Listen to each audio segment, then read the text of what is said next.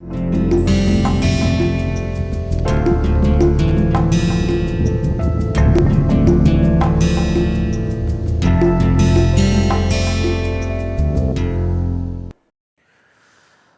to the third lecture of this course. So, today we will talk about another property you learned for function of single variable, that is intermediate value property. Just recall, yesterday we said that if I have f from a b to r, then there exists point x naught such that, so there exists x naught and y naught in a b such that f of x naught is supremum of f on a b and f of y naught is infimum of f on a b. This is the consequence of so called Bolzano-Weierstrass theorem, but actually something more is true, and all of you know actually if I have a closed interval and this is continuous, of course we are talking about continuous function, then I also know the range precisely. The range is actually infimum of f to supremum of f. That is, range is also closed and all the values between infimum and supremum is attained. This is so called IVP or intermediate value property.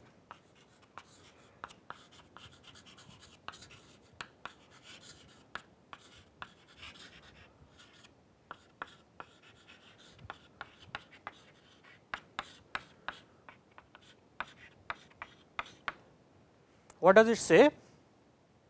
In general, suppose I define f from any interval, I need not be closed interval, can be closed, does not matter, to R. Suppose I have x1, x2 in a b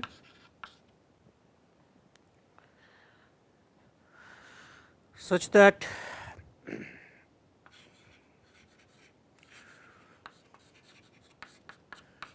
let us say f of x1, does not matter which way, f of x1 is less than f of x2 and C is a number which is in between. Let me write line below.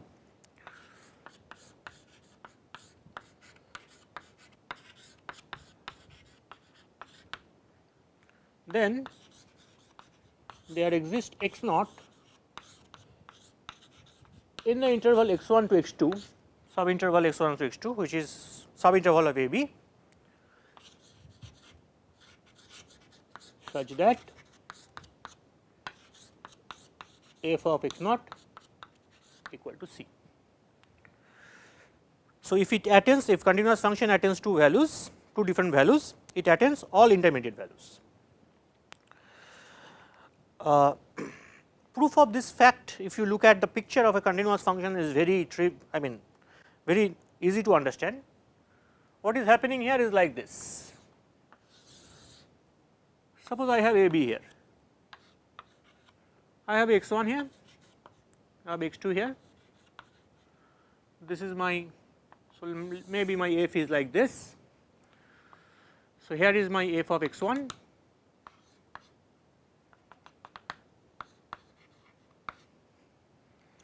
and here is my f of x2, this point. Okay. What this statement says, the C is a point in between f x1 and f x2. So, this is f x1 on the y axis, this is f x2 on the y axis, and it says that if you look at the line y equal to c,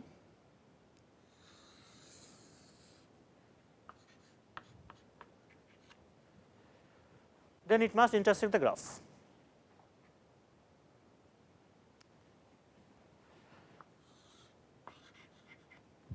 That a continuous function going from f x 1 to f x 2 cannot pass without crossing all the lines in between, that is what it says. So, looking at the picture, the truth is, I mean the proof is very obvious, but actually to write down a formal proof,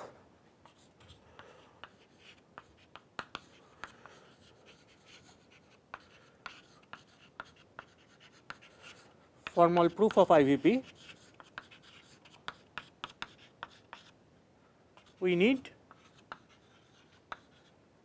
so called Rolle's theorem. This is it is there in any standard book on one variable calculus. For instance, you can see Apostol or Principle of Mathematical Analysis by Rudin. So, I will suggest all of you to get your hand at calculus, that try it. Perhaps you have done it in your first course, still try it yourself. Recall Rolle's theorem and try to prove this statement, which is actually there in the picture. You have to see how to use for Rolle's theorem, what function actually you have to choose. You have to actually look at f minus c. Anyways, that is not important for us. What you want is actually the version of IVP for function of several variable. Well, before actually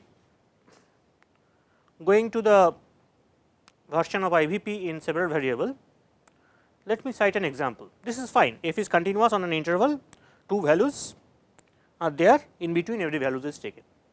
My emphasis is here that this interval is playing a big role. I look at an example. Let us say f defined on this interval, union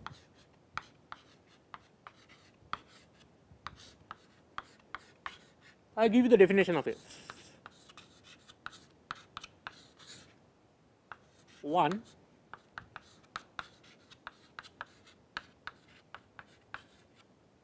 0.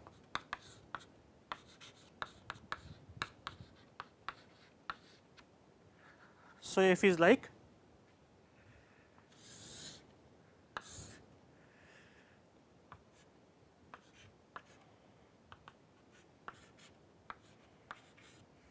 so, here 0 to 1 f is 1 and here it is just 0.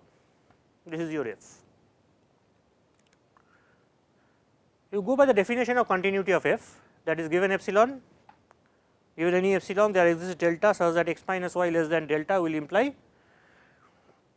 f x minus f y less than epsilon, and using definition you can easily check f is continuous.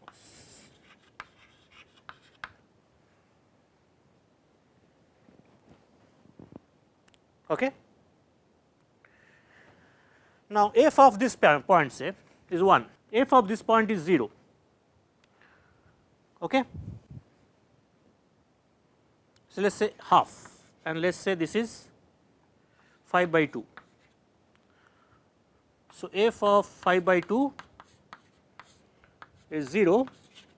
So, I take a number half, this is my c, which is less than f of half, which is 1. So, it is the intermediate value, this half, and there is no x naught in 0 1 in the domain such that, so there is no, I write in big capital equal to half. So, IVP fails.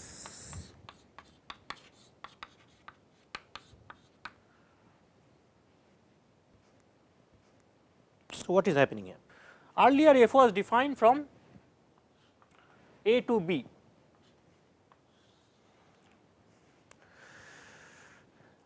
The difference between these two interval, these two domain a to b, which is an interval, and let us say 0 1 union 2 3, which is union of two disjoint interval, is if you look at any 2 point in this interval that can be joined by a path, in this case this is a straight line, whereas here if I take a point here and a point here,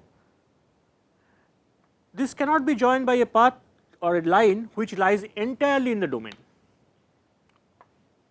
Whatever path you try to, or here you have to have only straight line. So, if you want to join by straight line, this part of the line is outside of the set A. Outside of the domain.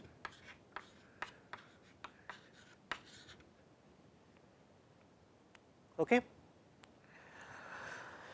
So, this is the something which plays an important role in IVP. So, we formalize this notion in mathematics by so called the notion of connectedness.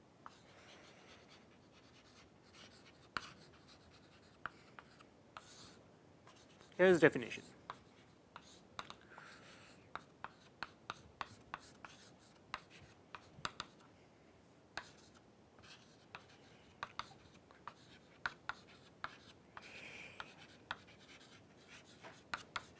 Said to be connected, look at the definition carefully, said to be connected, I am not just mentioning while defining the connectedness, I am not just mentioning path, I will write it down, do not worry. It is said to be connected if for any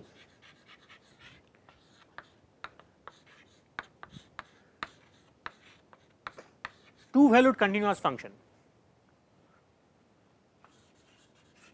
that you consider any continuous function which takes two values, just 0 and 1, 2, 1 and 2, does not matter 0 and 1, two values and continuous, then f must be constant,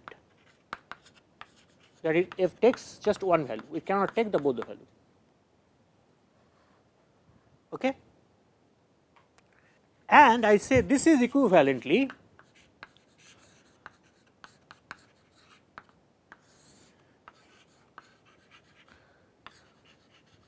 any 2 points x and y in A can be joined by a path. What is a path? Path is a continuous function from some interval 0 1 to A, continuous, so that phi of 0 is x and phi of 1 is 1. So, if here is my A, here is x and y, I can have a function phi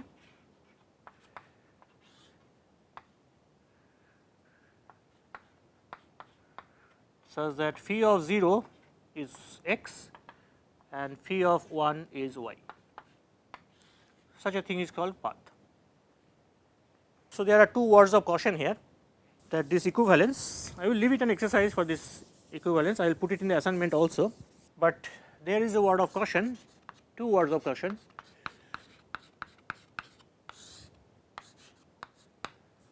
This path, as in the case of interval, may not be a straight line.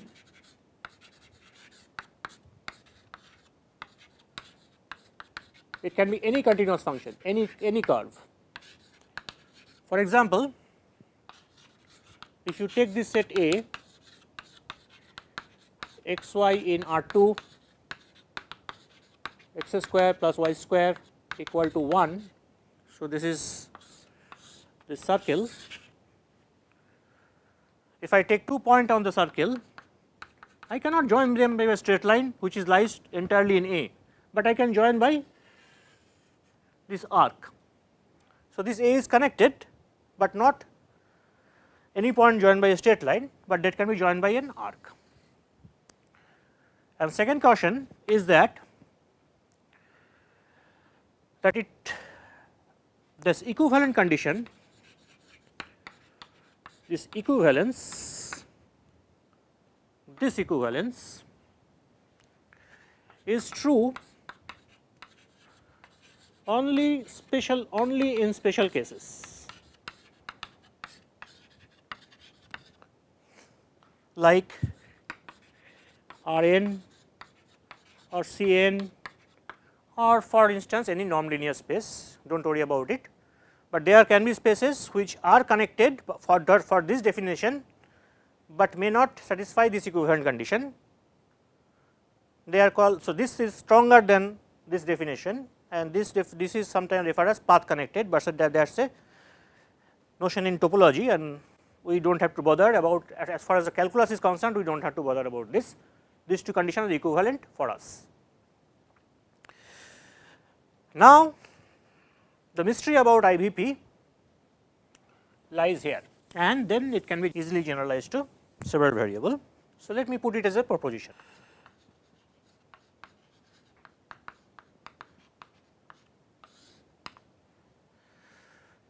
So, let us say U or A, does not matter, in Rn, if from U to Rm continuous,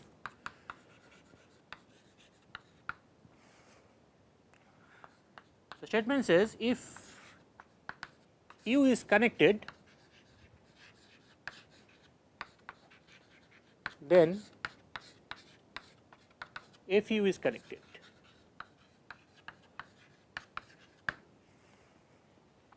Look at the statement, continuous functions takes connected set to connected set. Okay. And therefore, if you think about it, connected sets in real line, if you have IVP in the one variable case, connected sets of real line has to be interval. I will emphasize it again. Just think about for a moment, any connected set of real line has to be an interval, no other choice. Proof? Well, so go by the definition. Let us have G from Fu to 0 1 continuous. To show G is constant, that G is either 0 or 1. It is very easy, because G from Fu to 0 1 is continuous. So, define or consider this function h from u to 0 1, h of x equal to g of f x. Okay.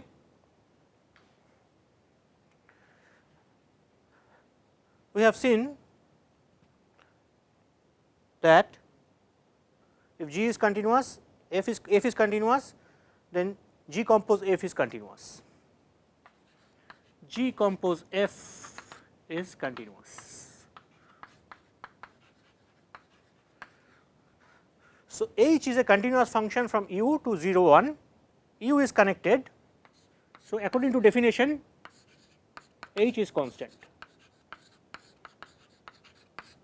Now, h is constant, so h is either 0 or 1. So, that all implies G is constant, right, and done.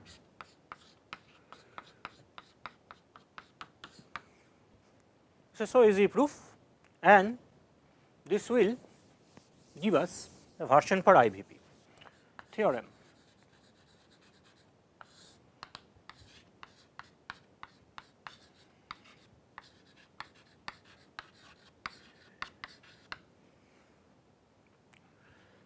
F from u to r, not Rm, because I have to say x1 is less than x2, f of x1 and f is less than f x2.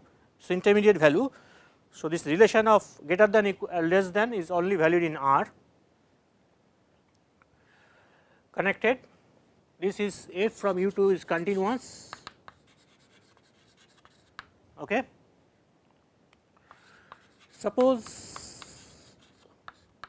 x1 and x2 in U such that f of x1 is less than f of x2 and C is a real number, C is in between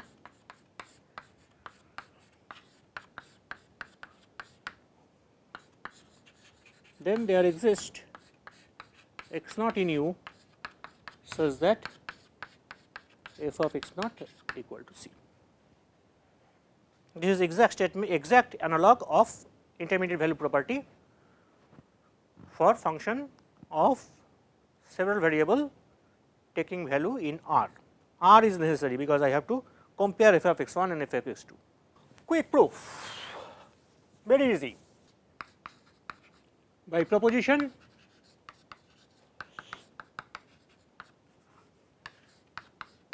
fu in R, subset of R, is connected. Observation or just reflection.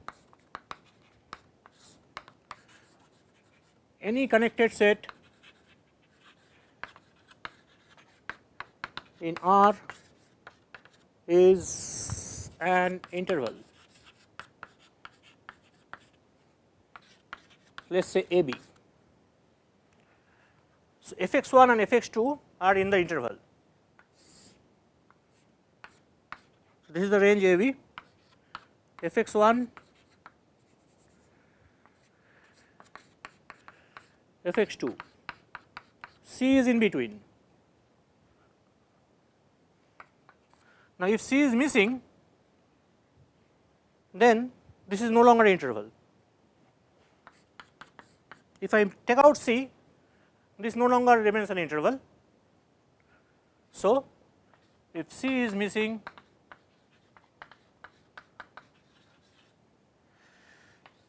f of U is not an interval, so not connected.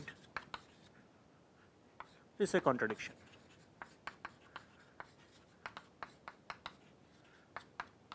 That ends the proof. Okay. That is about continuous function. Next class we will start derivative.